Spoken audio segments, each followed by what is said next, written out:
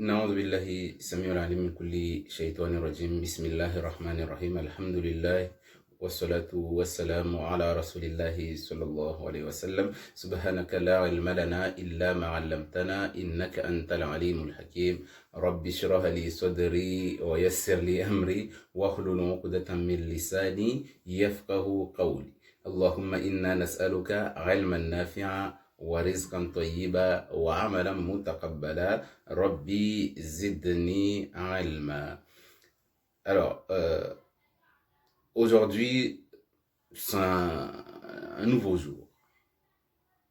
Le jour auquel Allah Azza wa Jal nous ouvre les yeux et nous a ouvert les yeux. Le jour auquel Allah nous guide et nous a guidés. Le jour auquel Allah veut un changement à nous en profondeur pour qu'on puisse se sentir bien en nous-mêmes. Donc, sa religion est la paix. L'islam est la paix. Ça veut dire que le fait de dire je suis musulman, ça veut dire que moi, j'ai pas de problème du cœur, j'ai pas de rancune envers les gens. Donc, c'est celui qui me veut du mal, son mal va le retourner dessus parce que moi, je suis musulman, je me sens bien d'être dans cette religion qui est la paix. Contrairement à ce qu'on entend à la télé, à la radio, etc., la politique, etc. Mais nous, on sait exactement ce qu'on est. On sait ce qu'il y a au fond de nous. On sait la façon dont vouloir aider les autres. On sait la façon dont on doit aimer les autres. On sait la façon dont on doit agir quand il y a un mal qui se produit dans un pays ou dans un endroit auquel on se trouve. Donc tout ça, c'est pour montrer en fait que il faut être humble et stabiliser ton mental, ta psychologie, être meilleur, être le meilleur parmi les autres. Au niveau de ton comportement, au niveau de la façon de parler, au niveau de ta manière d'agir, au niveau de ta manière d'être chez toi, avec tes enfants, avec ton mari, avec ta femme, il faut que tu montres en fait que t'es pas pareil que les autres. Ça, il y a un exemple que à chaque fois je donne en disant, il y a mon patron, j'étais en alternance, je faisais un brevet professionnel en décoration intérieure. Parce que ça, c'est de base, j'ai fait un brevet professionnel au niveau de la décoration intérieure. Et j'étais en alternance. Au lieu que ça soit un bac pro, c'est un brevet professionnel parce que ça n'a rien à voir. C'est à peu près l'équivalent d'un bac pro, mais c'est plus loin que ça parce que on touche le métier en même temps que tu es à l'école, en alternance. Du coup, je fais mon brevet professionnel et l'entreprise auquel je faisais l'alternance, ils m'ont dit, mon chef, je travaillais avec lui, il m'a dit, tu sais, Aki, tu es en train d'apprendre et tu es bien motivé dans l'apprentissage. Et à chaque fois que je faisais une faute, il me disait, on fait comme ça et ne fais pas comme les autres. À chaque fois, il me répétait cette parole. C'est pour ça que je vous dis, votre enfant devient ce que tu lui répètes le plus de temps, la plupart du temps. Ton enfant devient ce que tu lui répètes le plus de temps. D'accord, bon, amélioration. Ton enfant devient les mots que tu l'adresses le plus possible. Bon, si ton enfant, à chaque fois tu lui dis que ah toi t'es nul, c'est quoi cet enfant? Ah toi t'as la tête dure. À chaque fois c'est le mot que tu utilises le plus dès que t'es énervé. Cet enfant va devenir ce que tu es en train de l'accuser, même si c'était quelqu'un qui devait être très très fort. Je donne tout le temps l'exemple d'une maman, à chaque fois elle disait à son enfant, toi t'as la tête dure. Tous mes enfants sont bien, sauf toi t'as la tête dure. Et elle voyait que c'était rien, c'est mon enfant, je lui dis ce que je veux. Alors que non. Du coup, cet enfant, je lui faisais une psychothérapie pour chercher d'où viennent ses lacunes à l'école, ses problèmes à l'école. Il avait 20 ans, etc. Il comprenait rien à l'école. Il dit, mais attends, t'as 20 ans, tu es motivé à chaque fois, c'était la première à se lever pour aller à l'école. Très motivé à aller à l'école. Mais il ne comprenait pas.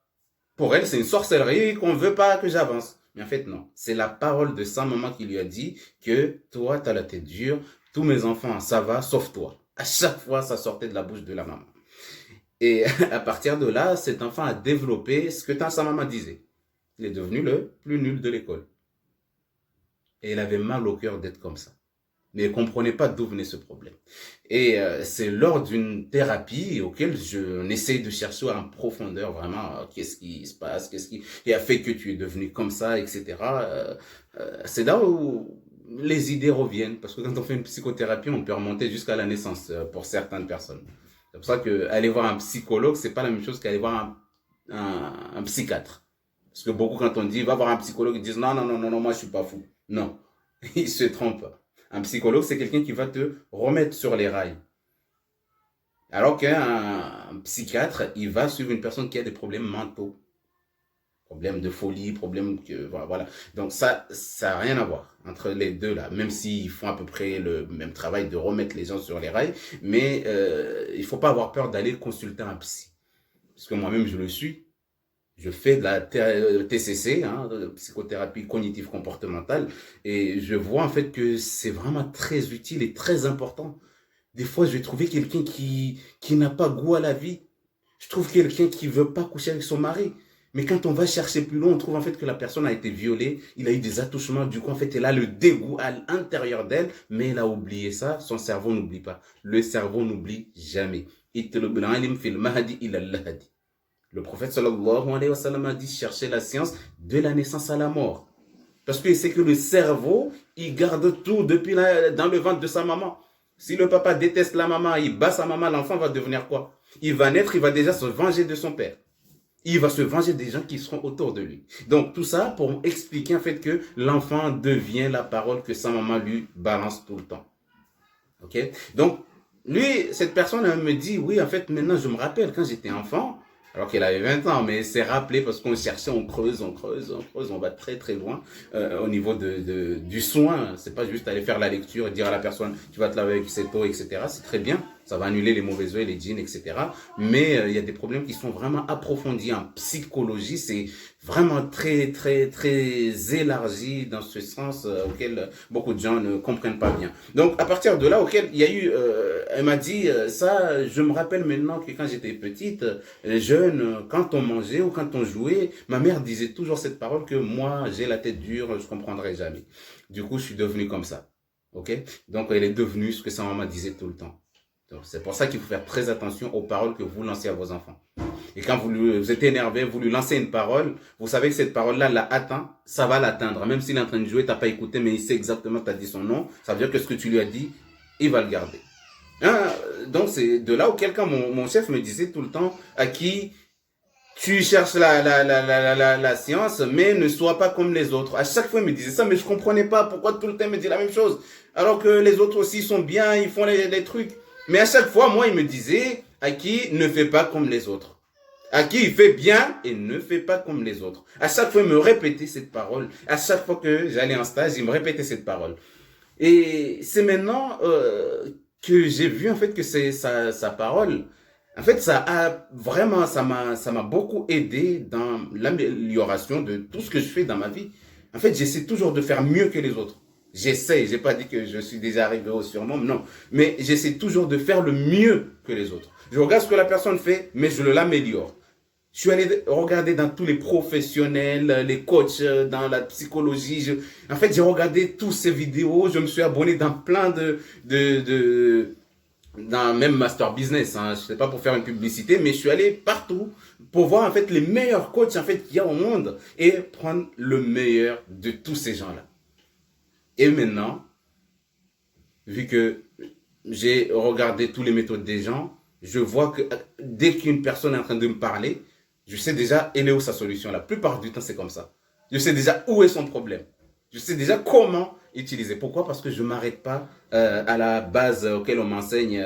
À l'école, on t'a dit tu fais ça, tu mets les questionnements aux gens, etc. C'est très bien. Mais quand tu as tous ces genres de grands coachs internationaux, de renommés, etc., sur le PNL, etc., masha'Allah ta'ala, une fois que tu es sorti de là, il faut juste savoir les utiliser, ne pas tout mélanger parce que c'est pas tout le monde que tu vas utiliser tel ou tel. Si elle est très très loin, des fois même je suis allé tomber sur quelqu'un qui te dit que les péchés que ton grand-père a fait, ça peut te faire un blocage toi. Ici actuellement, alors que ton arrière-arrière-grand-père il est mort depuis 2 siècles. Les péchés qu'il a fait, en fait, peut agir sur nos petits-enfants. Et comment tu vas supprimer tous ces péchés là-bas pour que tu sois toi-même et agir. Donc tout ça, c'est un psychologie. C'est pour ça que, voilà. Donc, dans toutes sciences qu'on cherche, quand tu entends un imam qui explique tellement bien, il faut toujours essayer d'apprendre et de vouloir le dépasser. Là, quand c'était comme ça, Allah, il aime ce genre de personnes-là. Parce qu'il voit que là, tu as une motivation qui va dépasser les autres. Donc, l'islam, justement, elle est faite pour qu'on s'entraide, pour qu'on soit là ensemble, qu'on s'entraide, qu'on se donne des bons conseils. Hein, qu'on se donne des bons conseils. On est,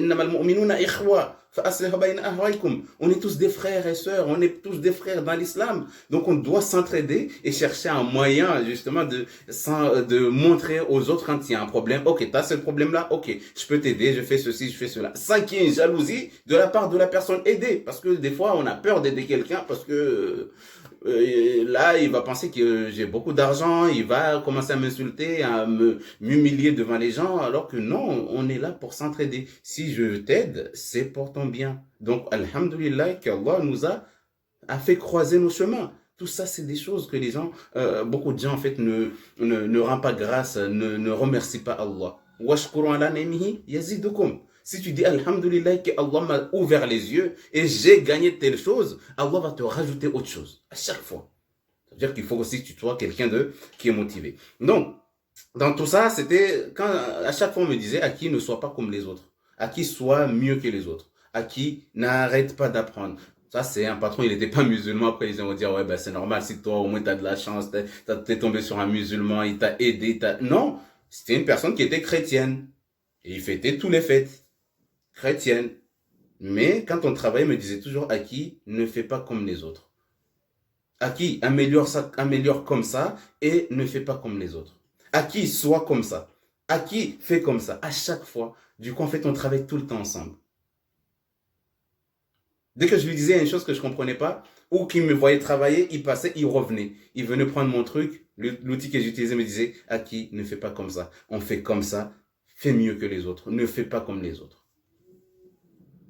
Bon, à la fin de mon stage, je voulais continuer en mention décor, mais ils m'ont dit non. Et le patron, il voulait pas. Donc, du coup, on s'est séparés, pas au bon terme, parce qu'ils voulaient que je reste chez eux pour travailler, mais moi, je voulais aller plus loin que ça, ils voulaient pas. Donc, c'était malheureux, mais je les aimais bien. On était comme une famille, masha'Allah, mais au travail, il n'y a pas de famille. C'est des collègues, ça s'arrête là. Si tu t'attaches à quelqu'un au travail, tu vas être déçu très rapidement. Donc, chacun doit faire son travail et rentrer chez lui. Donc, tout ça, c'est des conseils vécus et des choses auxquelles on connaît de nous-mêmes. Parce que tellement, quand il me disait tout le temps cette parole que à qui soit meilleur, ne fais pas comme les autres, je suis allé jusqu'à, il y avait un concours, c'est un centre qui est à Pantin. Je sais pas si ça existe toujours. Donc, du coup, quand j'étais un brevet professionnel, en fait, il y a eu de nouveaux matériels qu'ils voulaient utiliser et appeler du monde pour faire une publicité. Donc, du coup, ils sont venus, ils ont dit, bon, on veut les meilleurs qu'il y a dans votre établissement. Ah, justement, j'ai le truc. Donc, ils ont demandé, ils ont dit, on veut les meilleurs qu'il y a dans votre établissement. Et on va faire un concours. Et dans ce concours, celui qui gagne, bah, il va gagner. Donc, du coup, j'étais sélectionné parmi 99 personnes. Euh, Ils ont choisi 10 personnes par tranche de classe, du genre ceux qui sont en brevet professionnel, CAP, BEP, etc., etc., bac. En fait, ils ont choisi tout ça. Après, ils ont lancé un défi à tout le monde. Ils ont dit, voilà, c'est une épreuve, c'est un concours. Si on vous a choisi déjà parmi toute l'école, l'établissement, c'est que vous étiez les meilleurs dans vos classes. Et donc, du coup, et là maintenant, en fait, on veut voir encore qui est le meilleur parmi les autres. Waouh! Le défi est lancé pendant 2 jours, sans relâche. On était là. Il fallait pas tricher. Il y en a qui ont triché, ils ont utilisé. Il fallait aller droit. Et comme l'islam nous a dit, celui qui triche ne fait pas partie de l'islam, il fallait utiliser ton mental, ça veut dire ton intelligence. Et du coup, à la fin, bah, les correcteurs des professionnels renommés d'État sont venus là. Ils ont fait la prochaine fois, si j'oublie pas, je vais vous montrer la pancarte, si je le retrouve. Donc, du coup, ils sont venus corriger. Donc, un samedi, on nous appelle, c'est le jour du résultat, il faut aller sur place pour voir les récompenses, etc., etc. Donc, du coup, les gens sont arrivés, mais c'est comme, hein, t'as fini un examen, hein, il y a du monde, il y a du public, les gens sont là, ils te regardent, qu'est-ce qui va se passer? Est-ce que je vais être le dernier? Est-ce que je vais... Donc, t'as tout ça, waouh, c'était chaud. Mais bon, j'avais travaillé comme il fallait, en tout cas. Parmi les meilleurs, en tout cas. Et donc, du coup, ils sont en train de commencer par les derniers. Telle personne, ça descend. Telle personne, ça descend. Ça descend, déjà, je n'étais pas le dernier. Le dernier, on l'a déjà appelé. L'avant-dernier, on l'a déjà appelé. L'avant-avant-dernier, on l'a appelé. Donc, ça veut dire après, à la fin, les 3 meilleurs, ils les ont gardés à la fin, le suspense. Qu'est-ce qui va se passer? Les gens, وجاء من فوقكم ومن أسفل منكم وإذ زاغت الأبصار وبلغت القلوب الحناجر. Ça veut dire, les cœurs tremblent. On est là, on a peur. Chacun a peur. Et là, on sélectionne maintenant les 3 meilleurs. Et j'étais parmi les 3 meilleurs. Et on nous a récompensés. C'était un concours très, très, très dur. Mais, alhamdoulilah, j'ai été sélectionné parmi les meilleurs. Les 3 meilleurs, j'étais dedans. J'étais 3e meilleur dans tout l'établissement. Donc, du coup, des fois, on m'amenait partout pour aller promouvoir, en fait, l'établissement, s'ils voulaient faire des inscriptions, etc., etc. C'était intéressant, en fait. Ça m'a permis de parler avec du monde, dans des salons à la Défense. Il y avait des salons de métier. J'étais là, en train de présenter. Je faisais des croquis, je faisais des trucs. Je donnais à des jeunes. Ils venaient se renseigner, etc. Du coup, à la Défense, il y avait aussi à Bondy, je pense, il y avait... Tu vois, là où il y a l'arche de la Défense, en fait, il y a un salon dedans auquel on présentait les écoles, on présentait. Donc, du coup, je suis allé partout. Pourquoi? Parce qu'en fait, j'étais quelqu'un qui...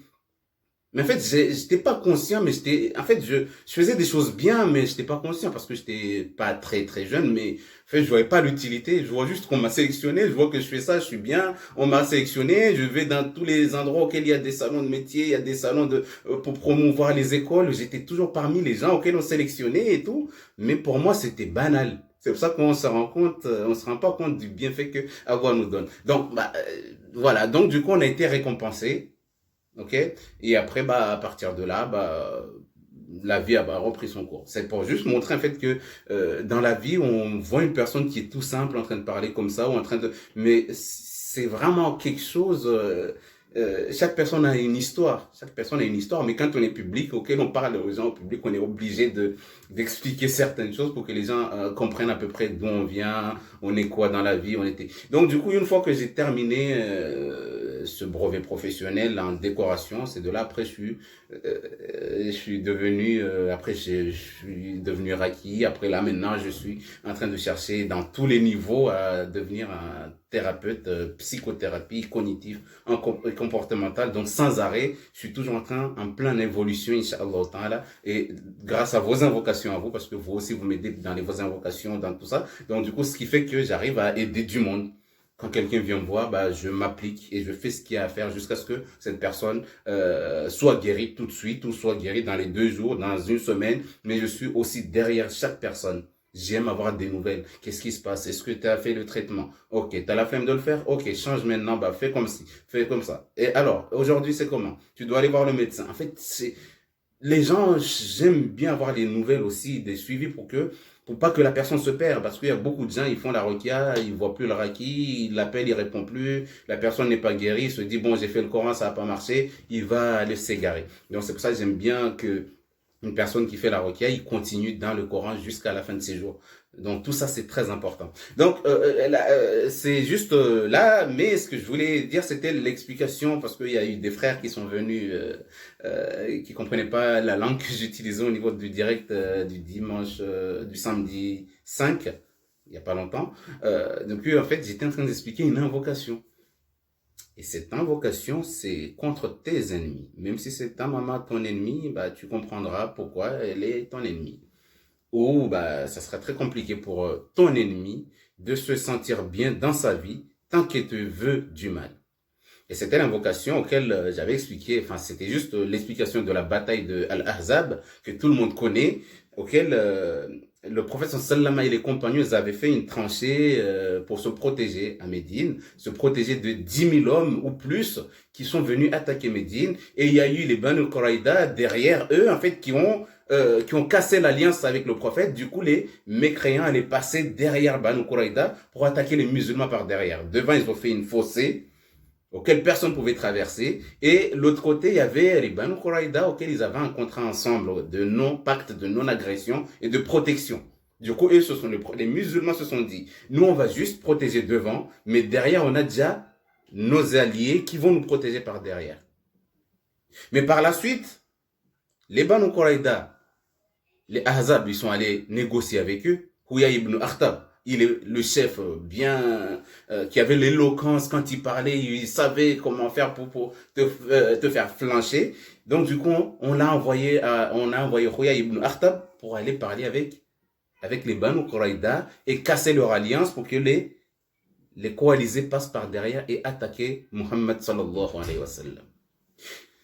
La nouvelle fut parvenue aux musulmans, tout le monde était inquiet, c'est la fin pour nous, ils ont protégé leurs femmes, et eux c'était la panique totale. C'est de là auquel وَجَاءَ مِنْ فَوْقِكُمْ وَمِنْ أَسْفَلَ مِنْكُمْ وَإِذَا زَاغَتِ الْأَبْصَارُ وَبَلَغَتِ الْقُلُوبُ الْحَنَاجِرَ وَتَظُنُّونَ بِاللَّهِ الظُّنُونَ ظُنُّونَ هُنَالِكَ ابْتُلِيَ الْمُؤْمِنُونَ وَزُلْزِلُوا زِلْزَالًا شَدِيدًا. Les musulmans, quand ils ont entendu ça, qu'on les a attaqués, au-dessus de vous, et votre arrière a été attaqué, les gens ils ont cassé l'alliance qu'il y avait entre vous. Donc, tout le monde avait peur. Les cœurs, ils tremblaient. Et chacun pensait déjà d'Allah. Mais si Allah faisait ça, et pensaient plein de pensées d'Allah. Et si Allah faisait qu'ils mourraient tous. Et si Allah faisait tel. En fait, ils avaient beaucoup de suppositions dans leur tête qu'ils cherchaient des solutions parce qu'en fait, c'était la panique, la peur. Les ennemis devant et derrière. Et ils sont au milieu sans défense, à part Allah Azzawajal. Donc, à partir de là, ils ont demandé à Rasulallah, est-ce qu'il y a une invocation pour nos ennemis pour que Allah les détruise? Parce que pendant cette période-là, il y a Omar ibn Khattab qui arrive, ils n'ont pas fait la prière depuis le matin, ils ont fait le matin, et ils n'ont plus prié, certains savants disent jusqu'au Maghrib, et il y a certains qui disent jusqu'à la prière de l'Isha. Et ces gens-là, quand Omar ibn Khattab, il a dit, mais Ya Rasulallah, je ne comprends pas ces gens-là, que Dieu les maudisse, ils ont fait en sorte qu'on n'a même pas prié notre prière depuis Dhuhr jusqu'au Maghrib. Et le prophète sallam a dit, ah moi aussi je n'ai pas prié mes prières. Qu'Allah remplissent leur demeure et leur tombe de feu. C'est une invocation que le prophète sallam a lancée au Ahzab. Et les compagnons, quand il a fini de faire la prière, ils ont appelé tous les gens qui n'ont pas prié, qui n'ont pas pu prier parce que c'était les flèches, il fallait protéger les coins, c'était vraiment intense. Ça veut dire que ton ennemi, quand il te suit, va lire cette bataille, en fait, tu comprendras en fait ce que ton ennemi veut de toi et ce qu'il veut faire de toi. Il veut te tuer. Il veut que tu disparais. Il veut que tu deviens fou. Il veut que ta famille meure. Il veut que toutes tes affaires bloquent. Il veut pas que tu avances dans ta vie. Tu prends cette invocation et tu vas comprendre exactement ce qu'ont subi les musulmans pendant la même période auquel toi tu as peur. Parce que tu as peur pour ta vie. Tu rêves de la mort. Tu rêves tout le temps que tu vas mourir. Tu penses à la mort. Tu vois tes affaires ne fonctionnent pas. Tu vois tes enfants malades. Tu vois les gens de ta famille qui ne s'en sortent pas. Tu vois tout le monde en train de pleurer. Tu sens tout ça. Donc du coup, eux, ils étaient dans une situation de panique auquel c'était très très dur. Ils ont été assiégés pendant 25 à 27 jours de malheur. Ne rien à manger. Problème sur problème. Le froid, le vent, tout. Les musulmans, ils ont subi. En fait, ça les a fait trembler. C'était très dur au niveau de la peur. Donc, si tu es quelqu'un auquel tu sens que tes ennemis te suivent, et tes ennemis veulent ta mort, et tes ennemis sont acharnés contre toi, et ils ne veulent pas te voir joyeuse, et ils veulent ton mal, cette invocation que le prophète sallam à la fin de la prière, il a dit Allahumma munzil al-kitab, sari'u al-hisab, ihzim al-ahzab, اللهم اهزمهم وزلزلهم اللهم اهزمهم وزلزلهم اللهم اهزمهم وزلزلهم اللهم منزل الكتاب. Oh Allah, toi qui as fait descendre le livre, Allahumma munzil al-kitab, sari al-hisab, qui est prompt dans tes comptes. Tout ce que tu fais, Allah les compte, va les compter. Et il laisse rien passer. Prends dans ses comptes. Ahzim al-ahzab. Va les coaliser. Fais quoi? Les coalisés, en fait, soient battus. C'est vrai, ils ont de l'argent. C'est vrai qu'ils ont beaucoup de force. C'est vrai qu'ils ont toutes les armes pour nous attaquer. C'est vrai qu'ils ont tout. Et nous, on est des faibles. Mais on est avec toi, ya Allah. Allahumma hazimhum. Ya Allah, fais qu'ils soient battus. Wazalzilhum. Et fais-les trembler jusqu'à ce que eux-mêmes, de là où ils sont, en fait, ils se sentent vraiment inutiles et ils se sentent humiliés de là où ils sont. Fais-les trembler là où ils sont. Et le prophète sallam a répété cette invocation. Allahumma munzil al-kitab, sari'un al-hisab, Allahumma hazimhum wa zalzilhum. Allahumma munzil al-kitab, sari'un al-hisab, Allahumma hazimhum wa zalzilhum. Il avait rajouté, le prophète sallam, Allahumma munzil al-kitab, sari'un al-hisab, ihzim al-ahzab, Allahumma hazimhum wa zalzilhum. Pour les coaliser. Mais toi, maintenant, c'est ton ennemi, c'est un marabout, c'est quelqu'un de ta famille ou ton ennemi ou je ne sais pas qui. Donc, du coup, là, tu dis, Allah, toi qui as fait descendre le livre, qui est prompt dans tes comptes, Allahumma hazimhum, ya Allah, vainc ces personnes qui me veulent du mal. Wazalzilhum, et fais que partout il est en train de me faire de la sorcellerie, fais-le trembler jusqu'à ce que lui-même il meure là où il est. Allahumma hazimhum, wazalzilhum. Depuis cette invocation-là, beaucoup de gens m'appellent, ouais, mais tu sais que j'ai fait un rêve, ça c'est une autre personne, qui dit, tu sais, j'ai fait un rêve depuis que je récite cette invocation-là, qu'il y a deux personnes qui voulaient rentrer chez moi, ils se sont, quand ils étaient étonnés de rentrer, quand ils ont ouvert la porte, ils m'ont vu devant la porte, ils étaient choqués de me voir devant la porte et ils ont fait marche arrière, d'accord? Et les coalisés, les 10 000 personnes mécréants qui sont venus attaquer le prophète, quand ils sont venus voir la tranchée, qu'est-ce qui s'est passé? En fait, ils ont été étonnés. Du coup, c'est exactement le rêve de cette jeune fille. Quand elle m'a raconté ce rêve et que j'étais en train d'étudier justement l'histoire de coaliser, je me suis dit, mais Allah est grand. Allahu Akbar.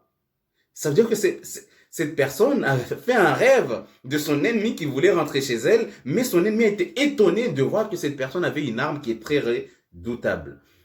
Et le prophète sallam aussi, quand les mécréants sont arrivés au niveau du tranché, ils ont dit, mais ça, c'est quelque chose que les Arabes ne connaissaient pas. Mais où est-ce qu'il a eu cette idée-là? Ok? Donc c'est pour ça que cette invocation, c'est à réciter. Allahumma munzil al-kitab, sari'an al-hisab, ihzim al-ahzab, Allahumma hazimhum, wazalzilhum, avec l'intention de toute personne qui te veut du mal, qu'Allah l'anéantit et le fait trembler là où il est. Ok? Allahumma munzil al-kitab, sari'an al-hisab, Allahumma hazimhum, wazalzilhum. Tu peux dire juste ça. Là, tu attaques directement tes ennemis, acharnés ou pas. Toute personne qui te veut du mal, il va lui arriver soit la mort, soit... Bon, je ne parle pas de la mort parce que beaucoup ont peur. Ils ont dit, hey, je vais tuer quelqu'un. Non, c'est une invocation, c'est Allah qui choisit après qu'est-ce qu'il va faire à cette personne-là. Parce que les coalisés, qu'est-ce qui s'est passé? Avec cette invocation, il n'y avait pas que celui-là, parce qu'après, les compagnons ont dit, ah, Rasulallah, et toi, tu as cette invocation qui est très puissante, très bien. Est-ce que nous aussi, tu peux nous donner une invocation pour qu'on puisse aussi attaquer cette invocation-là et attaquer les coalisés? 10 000 personnes, nous, on est 300 ou 3 000 ou 1000. Qu'est-ce que tu nous conseilles, ya Rasulallah? Le prophète sallam a dit, vous inquiétez pas. Il y en a aussi pour vous. Et c'est, Allahumma astur awratana wa amin rawatana. Allahumma astur awratana. وآمن روعتنا. Ça, c'est un hadith qui est rapporté par l'imam Ahmed. Cette invocation-là, il est dans le musnad de l'imam Ahmed. Allahumma stur awratana wa amin rawatana. Ça veut dire, ya Allah, cache nos faiblesses. Ça, c'est très important pour nous, les musulmans. Ça, c'est une invocation que vous devez le manger, le boire, ou je ne sais pas, vous habiller avec. Allah, oh Allah, cache nos faiblesses. Il ne faut pas que mon ennemi sache que j'ai une faiblesse. Il peut savoir que je suis malade. Ça, c'est pas un problème. Au contraire, ça c'est même bien qu'il sache que je suis malade plutôt que de me voir en pleine forme. Ok? Parce que vu qu'il sait que tu es malade, bah, il va se dire, bon, mon truc a fonctionné, elle est en train de mourir, donc du coup, il va te laisser tranquille. Mais le fait de dire à ton ennemi, oui, mais ça va très bien, il va dire, mais attends, je m'attendais à ce qu'il parle même pas et il me répond. Donc, il va recommencer et tout le temps, il va te rajouter. Donc, ces invocations-là, Allahumma astur awratana. Ça veut dire, ya Allah, cache mes faiblesses. Faut pas que les gens sachent que j'ai des faiblesses pour pouvoir m'attaquer dessus.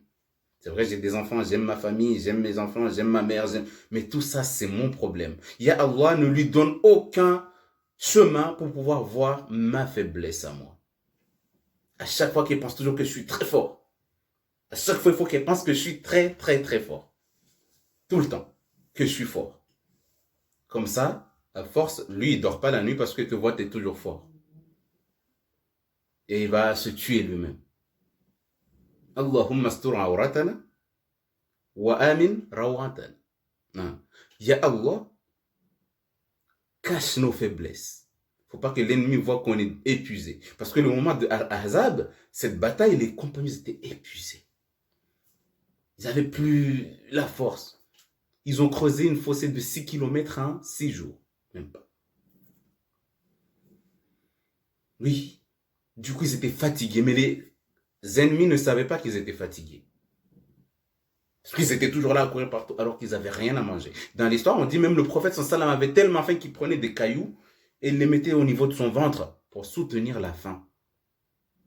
Mais là-bas, ils ne savaient pas. Ils les voyaient toujours en train de...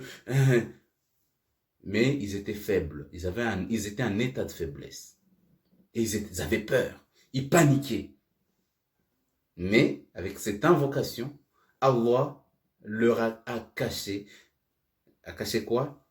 Leur faiblesse. Du coup, qu'est-ce qui s'est passé? Les 10 000 personnes, c'est eux qui ont pété un câble. Excusez-moi du terme. C'est eux qui ont lâché prise. Alors que eux, les musulmans, ils étaient vraiment épuisés. Ils n'avaient rien à manger déjà. Non. Il y a même l'histoire de il y a un compagnon, quand il a vu le prophète sallam pour aller creuser, etc., pour aller casser la pierre qu'il y avait dans la fossée, il a vu qu'il avait pris des cailloux, des pierres, en fait, il les avait posés au niveau de son ventre pour soutenir sa faim. Il est parti dire à sa femme, ma chérie, s'il te plaît, j'ai vu le messager d'Allah, ça m'a intrigué, j'ai tellement pitié de lui, il a tellement faim qu'il a pris des cailloux, il les a mis au niveau de son ventre. Qu'est-ce qu'on a à la maison à manger? Il a dit, ouais, mon mari, moi, j'ai rien à part un peu de poignée d'orge et une chevrette. Une petite chèvre, en fait. Il a dit, bah, c'est pas grave, égorge ça, on va faire ça à manger, on va l'inviter. Et sa femme lui dit, bon, ok, mon amour, va dire au messager d'Allah, sallallahu alayhi wa sallam, que de venir avec 4 personnes, s'il te plaît. Insiste bien à Muhammad dans son oreille. Muhammad, sallallahu alayhi wa sallam, ya Rasulallah, viens avec 4 compagnons, j'ai un petit repas chez moi pour 4 personnes. Vas-y, va dire ça à Muhammad, sallallahu alayhi wa sallam. Et une fois qu'il va là-bas, il trouve le prophète sallam et il lui dit doucement, ya Rasulallah, ma femme a fait un petit repas pour 4 personnes. Est-ce que tu peux venir toi et 4 personnes s'il te plaît? Ne rajoute pas. Et il voit le prophète sallam se mettre debout et appelle les 1000 personnes. Hé, les gens de la fossée, dépêchez-vous, venez, il y a telle personne nous invite chez lui à aller manger. Il a dit quand j'ai entendu appeler les 1000 personnes, j'étais complètement perdu. Je me suis dit, mais qu'est-ce qu'il me fait, Muhammad sallallahu alayhi wa sallam? Qu'est-ce qu'il me fait, le prophète? Il va m'humilier. Il va m'humilier. Moi, j'ai un truc pour 4 personnes. Et le prophète sallallahu alayhi wa sallam, il m'amène 1000 personnes. Ma femme va me tuer. Du coup, il a couru, il est allé chez sa femme. C'est dans la biographie du prophète, les coalisés, on a tout ça. Il dit au prophète, il dit à sa femme, mais tu sais ce qui s'est passé? Je m'excuse d'avance. Parce qu'il y a les 1000 personnes qui sont à la fossée qui vont venir ici. Sa femme a dit, malheur à toi. Malheur à toi, mon mari. Je t'ai dit de m'amener 4 personnes et tu m'amènes 1000 personnes. Qu'est-ce que tu veux m'humilier devant 1000 personnes, c'est ça? Son mari lui dit, je suis pour rien. Je suis allé dire exactement ce que tu m'as dit. Mais le prophète sallam, c'est lui qui a appelé les 1000 personnes. Donc, je suis pour rien. Et sa femme a dit quoi? Si tu as fait exactement ce que je t'ai dit et que c'est Muhammad sallallahu alayhi wa sallam qui a appelé les 1000 personnes, c'est que Allah wa rasuluhu a'lam. C'est qu'on va faire confiance en Allah. At-tawakkul, Tu as fait le nécessaire. Après, le reste, c'est tawakkul. Ok? Bon, on aura le temps d'aller dans ce sens. Donc, le tawakkul, ça veut dire que tu fais les efforts. Beaucoup de gens sont chez eux, assis sur un canapé, et cherchent du travail. Ya Allah, tawakkaltu ala Allah, j'ai mon tawakkul, j'ai fait confiance à Allah, mais tu bouges pas. Allah, il veut pas ces gens-là, c'est des feignants. Allah, il les aime pas du tout. Allah, il aime les gens qui sortent, qui vont chercher, qui courent, et une fois que tu as ce que tu veux, une fois que tu arrives à une difficulté parce que tu as fait le nécessaire, et là maintenant tu fais intervenir le tawakkul. Tu as fait les efforts nécessaires. Tawakkaltu ala Allah maintenant. J'ai déposé les CV là où il faut, j'ai fait les démarches qu'il faut, j'ai tout fait, donc maintenant je m'en remets à Allah. Mais beaucoup de gens sont feignants et ils sont assis et ils veulent que le tawakkul travaille pour eux. Alors que non. Tawakkul, tu as fait les efforts, tu t'es protégé, tu as fait ce qu'il faut, après il y a quelque chose qui t'attend. Là tu peux dire, ya Allah, j'ai fait le nécessaire, maintenant tawakkaltu ala Allah. Maintenant, je laisse la confiance en Allah. Donc, c'est de là auquel la femme, quand elle a entendu son mari dire que 1000 personnes arrivent ici, et c'est pas moi qui les ai appelées. Moi, j'ai appelé juste 2-3 personnes, et Muhammad sallallahu alayhi wa sallam a appelé 1000 personnes. Donc, du coup, moi, j'y peux rien. Et sa femme a dit, là, c'est Allah wa rasuluhu a'lam. Je te pardonne, mon chéri. Allez, va travailler. Et le prophète sallallahu alayhi wa sallam arrive avec 1000 personnes. Il demande à la femme de son compagnon, est-ce que quelqu'un a touché à la marmite? Non. Ok, vous faites rien. Il a pris le pain qui a été fait, il a coupé ce pain-là avec de la viande en mettant, il l'a distribué à 1000 personnes. Le président Salman a fait des invocations dessus au niveau de la nourriture, la bénédiction d'Allah, etc., etc. Donc du coup, il a nourri 1000 personnes avec un petit repas comme ça.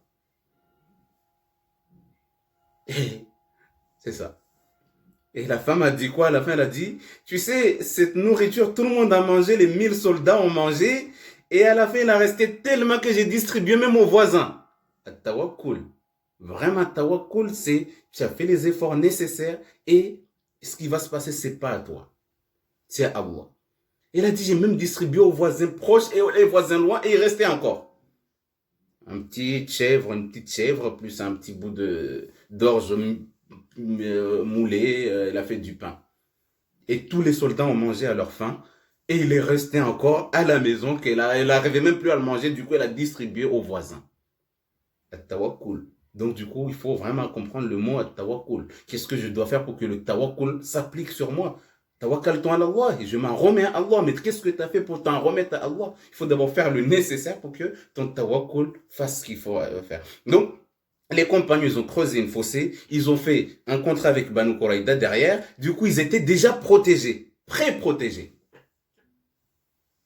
Et une fois qu'ils ont fait les efforts, ils ont tout fait, et maintenant, ils ont demandé au prophète, Ya Rasulallah, est-ce qu'une fois qu'on a fait les causes nécessaires pour nous protéger, protéger nos familles, protéger tout le monde, est-ce qu'il y a une invocation pour appuyer notre tawakkul? Il a dit, ah ben voilà, là, oui, il y en a. Allahumma astur awratana. وآمن رواتًا. Dites juste ça. Et Allahumma munzil al-kitab, sari' al-hisab, ahzim al-ahzab, Allahumma ahzimhum wa zalzilhum. Et là, c'est de là auquel Allah dit, il les rappelle une fois que les coalisés, les 10 000 personnes qui sont venues, 6 000 de Ratafan, Banu, plein de tribus arabes mélangées pour venir attaquer juste Médine. Ces invocations, plus les tawakkul, les invocations, ils ont détruit l'ennemi. Même là où ils étaient, tout a été arraché par le vent. Parce qu'il y avait un froid glacial. Et en plus de ça, il y avait quoi? Il y avait même les tentes. Le vent, là, il les arrachait. Les chevaux, même en fait, ils étaient des fois emportés. Les marmites au feu, ils étaient emportés par le vent. Du coup, l'autre côté, à cause des invocations des musulmans, en fait, ça fait qu'ils ont été secoués d'une dure secousse jusqu'à ce qu'Abou Soufiane a appelé tout le monde en disant on remballe, on en a marre de rester là. Ils ont levé le camp. Pourquoi? Parce que l'invocation, c'est quelque chose de très important à faire. Donc cette invocation, c'est une invocation qui est très puissante. Beaucoup de gens l'ont testé. Je ne dis pas que à tout le monde ça a fonctionné pareil, mais beaucoup de gens m'ont envoyé des messages en me disant, même moi, ma belle-mère qui était chez moi, qui me faisait de la sorcellerie, tous les jours, je la voyais tout le temps dans mes rêves. Et là, d'un coup comme ça, elle s'est volatilisée. Bon, elle a quitté ma maison. Et depuis qu'elle a quitté ma maison, alhamdoulilah, je me sens bien. D'autres qui disent, ouais, moi, depuis que j'ai fait cette invocation, alhamdoulilah, la personne qui était ma bonne à la maison, qui me faisait à manger, qui me faisait tout, en fait, elle est tombée enceinte et elle a disparu carrément de chez moi. Et toute personne qui faisait du mal, connu ou un méconnu, il y a plein de choses qui se sont révélées sur eux et Allah les a protégés contre ces gens-là.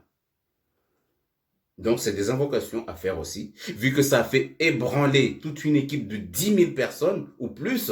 Donc, toi, si c'est 2 personnes qui te veulent du mal, qui te font de la sorcellerie au travail, les gens qui te veulent du mal, etc., tu fais ces invocations. Allahumma munzil al-kitab, sari'un al-hisab, Allahumma hazimhum wa zalzilhum.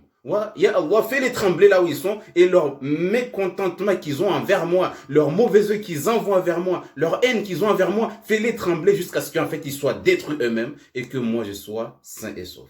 Donc c'est une invocation très puissante, très très puissant à répéter à chaque fois que tu te sens pas bien ou à chaque fois que tu sens qu'il y a un ennemi qui te veut du mal, tu récites ces invocations-là. Allahumma astur awratana wa amin rawatana ou Allahumma munzil al-kitab, sari'un al-hisab, Allahumma hazimhum wa zalzilhum. Ça, c'est une invocation qui est dans Al-Bukhari. Donc, on peut le trouver là, au niveau de Al-Ahzab. Donc, tout ça, en fait, c'était pour expliquer un peu la vidéo que j'ai fait sur Facebook il y a pas longtemps, le 5, auquel j'ai parlé, j'ai expliqué cette invocation-là avec la bataille, ce qui s'est passé, etc. Donc, du coup, c'est pour que tout le monde puisse en profiter et attaquer maintenant. C'est notre tour d'attaquer. Les ennemis nous attaquent tout le temps, les marabouts, les sorciers, les ennemis, etc. Ah ben maintenant, nous, on va utiliser ces invocations-là aussi pour les ébranler dans ce qu'ils sont en train de faire. Donc, tout ça, c'est pour vous, Inch'Allah, pour que Allah nous aide et nous protège et protège nos enfants, nos familles, nos mamans, etc., contre tous les ennemis qui n'arrêtent pas et qui sont acharnés contre nous en nous voulant du mal. Donc c'est pour ça que vous, tant que vous êtes musulmans, vous êtes forts et vous êtes les meilleurs et personne ne peut vous dépasser. Vous êtes les meilleurs et personne ne peut vous dépasser. Donc alhamdulillah, alladhi hadana li hada. Merci à Allah qui nous a guidés. Merci à Allah qui nous a mis dans l'islam et il nous a guidés et il nous a donné ce qu'il faut pour qu'on se sente bien, pour qu'on soit des musulmans apaisés. Et sachez que tant que tu es musulman, tu es plus fort que les autres. Tant que tu comprends les choses, tu es plus fort que les autres. Et Allah nous aidera encore à être encore meilleurs et à être encore plus forts et à être toujours là en train de s'entraider et en s'aimant, en étant tous des musulmans, Inch'Allah, en s'aimant parce qu'on est des frères en islam. Donc on va s'arrêter là, Inch'Allah. Subhanakallahumma bihamdik, nashhadu an la ilaha illa anta astaghfiruka wa atubu ilayk. Subhana rabbika rabbil izzati amma yasifun wa salamun ala al-mursalin walhamdulillahi rabbil alamin. Wassalamu alaykum wa rahmatullahi wa barakatuh.